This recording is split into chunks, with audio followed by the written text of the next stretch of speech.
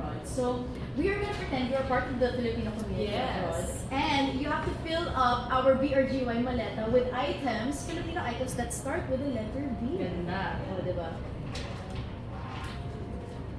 Sabi sa akin, one item each. Ako lang one item each, no? So, kung Yes. may B akong kailangan ilagay sa isang maleta, I would say, B as in baon. Like, Oh. chichirya. Tayo mga Pinoy lagi ng biscuit, Yes. may snacks, kung ano sa bag. So, yan ang hindi pwede mawala. Ako personally sa bag ko din. Very Pinoy. Baon. As in, Ano ba? Savory or sweet at the na baon? pareho, minimix ko, depende sa mood. Minsan mga crackers na mas maalat, minsan biscuit na mas matamis, minsan candy na, di ba yan? Very Pinoy. Yes, I love it. Okay, baon, R. R.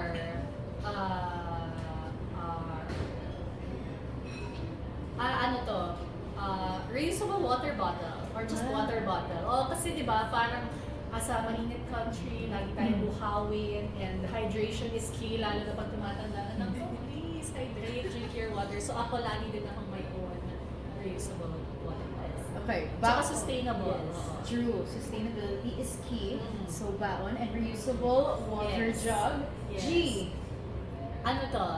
Salamat sa suggestion ng aking team, pero G na G, gamot. Yes. Lalo na kung tumatanda yung mga gamot, yung mga paracetamol sa bag, mga white flower sa bag, ganyan. Or kapag medyo tumatanda tayo, mga maintenance, yan. Yes. We've entered the maintenance stage, yes. So, G, gamot. Lagi, di ba ang Pinoy, lagi bilihan yan. Yung G ko is antacids. Yes! Yes. See, di ba? I was gonna say, mga ganyan. Yes. Pag masyadong nagkakape, muna na yan. Okay, so we had baon, reusable water jug, gamot. Yes. Last but not the least, Ate Biang's why?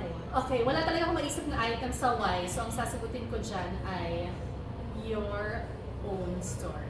Or your Wow. store. So, bumalik Story. natin sa BRGY, di ba? For me, kung meron dapat isang laging bitbit ang isang global Pinoy, kwento niya. Kasi that's what will get them through the toughest times. That's what will help them shine and achieve all the goals that they want in life. Diba? Yung unique story nila na hindi nila ikakahiyan, na magiging proud sila, na magiging bala nila sa pagsaksi nila sa buhay. So, yan ang lagi nang kinakatao. Yung story. Palakpakan po natin Ms. Bianca Gonzalez. What's the first message to our viewers and our community?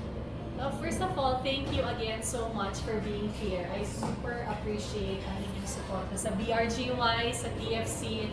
I can't thank you enough for your super thoughtful questions.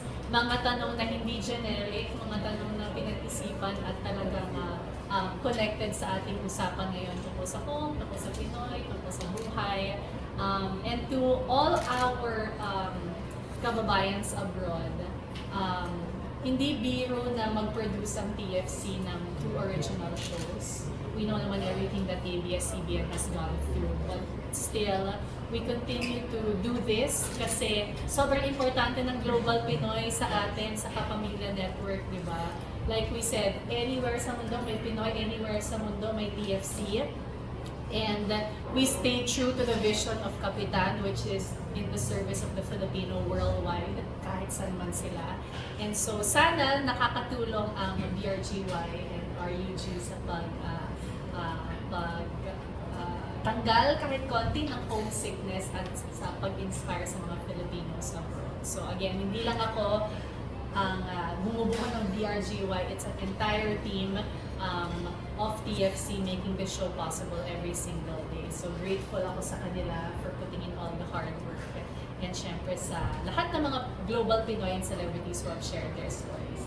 Yes, I love it. Thank you so much, Ate Bianca.